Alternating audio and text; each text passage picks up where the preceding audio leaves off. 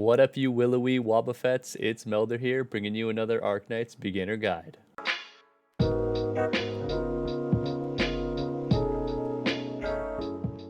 Today's guide is going to be short and sweet. I'm going to be talking all about the cooperative play, the defense protocols that came with the Rainbow Six collaboration event. This co-op section has a lot of different things about it that can be kind of confusing, so we're just going to get into it. I'm going to show you around. Now, the defense protocols, we're going to click here. If it's the first time you're doing it, you can left click or hold left click and go to the 32 times speed to rush through the cutscene. Otherwise, the cutscene is extremely long. Now, once you finish the cutscene, you're going to be brought to this screen. The left side shows the 3 maps that are available to you. The right side shows the matchmaking and basically playing the game.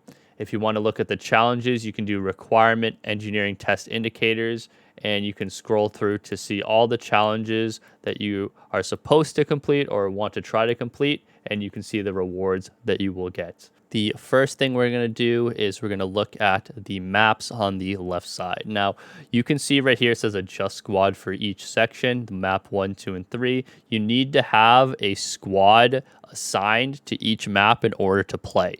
Now, the yellow dots underneath the adjust squad button, those indicate the squads that you have assigned or that you have assigned squads for them. So I have one in slot 1 and in slot 5 for map 2, for example. We're going to click on the view test site button to check out the map in the menu. You can see the upper level and the lower level here, and you can click between the two to check them out. And if you want to see a top-down, more detailed view, you can use the magnifying glass button right here on the right. And this is the lower level. We have the recommended average level and the difficulties right here. And if you want to see the enemies, then you can click on the enemy button on the bottom, and you can see all of their descriptions, their stats, and you can check the other mechanics in the game, like the civilians that you're supposed to protect and the mobile power sources that you can kill, and these will give you SP as it says on the bottom right here. Now, don't really pay too much attention to the recommended average level. It is somewhat important, but it's not super strict, so you don't have to worry about it too much. Now we can go and adjust our squad. You can read the description if you want. That'll definitely help you out.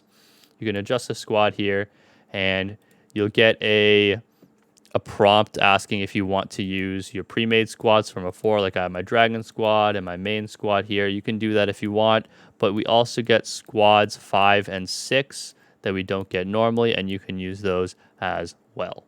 And you can do that for each individual stage. You can hit testing area 2 and testing area 3 and check out the enemies, the mechanics, and all that good stuff that you're definitely going to need to figure out here.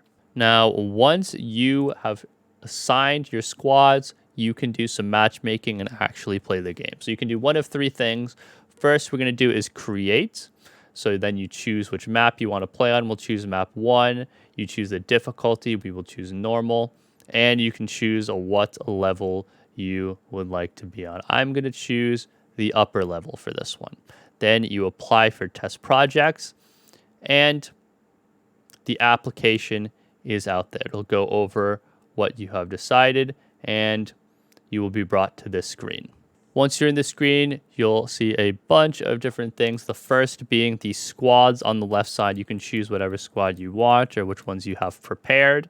You can see the ping at the top left that shows your connection with the other player.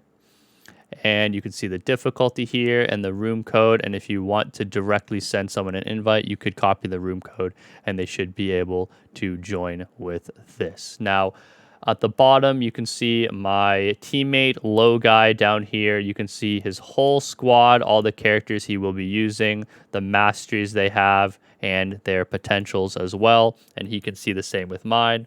I'm going to choose my 5th squad, and then I'm going to confirm. So when you're here in co-op, there are a few things that you definitely need to take note of. Number 1, you can click this view battle situation and check the other player's progress. You can see right now that they're fighting a drone, and I'm going to activate this tile. Now, in order to get this tile to be activatable, you need to charge these electric tiles here. Now, it's best to have multiple operators on the tiles at once, and you can fit a maximum of 2 per. Now, there are 2 separate ones in different situations, or different locations rather, and basically you want to use them specifically for the very large drones that come in the bottom lane. Now, another thing to note is that you can activate the tile from the bottom view. You don't need to do it from up here. So I can just look, activate it whenever I want. I could activate this now, but you definitely don't want to activate it at random times. You want to make sure you use it specifically for the large drones, especially in the harder difficulties. And if you don't know what this tile does, it says here on the bottom left, consumes 10 DP, so that's how much it costs.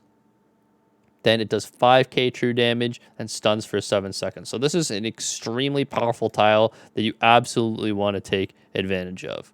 And here are the drones that I was talking about earlier. These 2 come in, and we're definitely going to need to help out our boy Low Guy.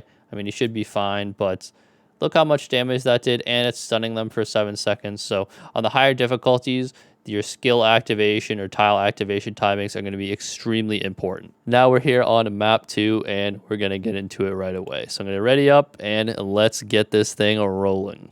Okay, here we are in the second stage, and we are going to get set up. Now, you can see right here, these are attached to these little factories right here called production lines or drone factories.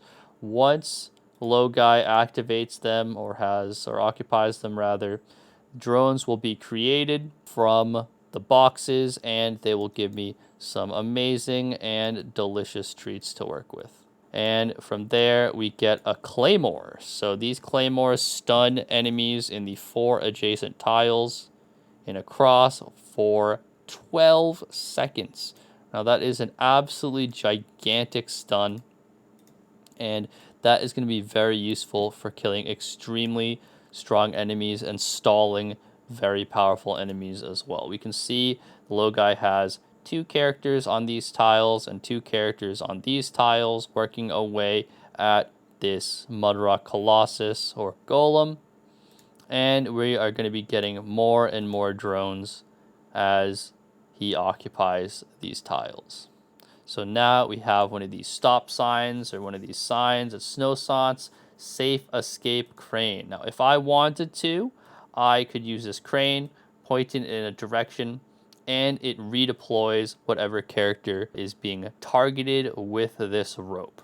Now, what this does is it retreats the targeted operator and reduces their deployment time by 80%. So Elysium is already back and ready to get deployed if I wanted to put him down. So I could do this with Saria as well.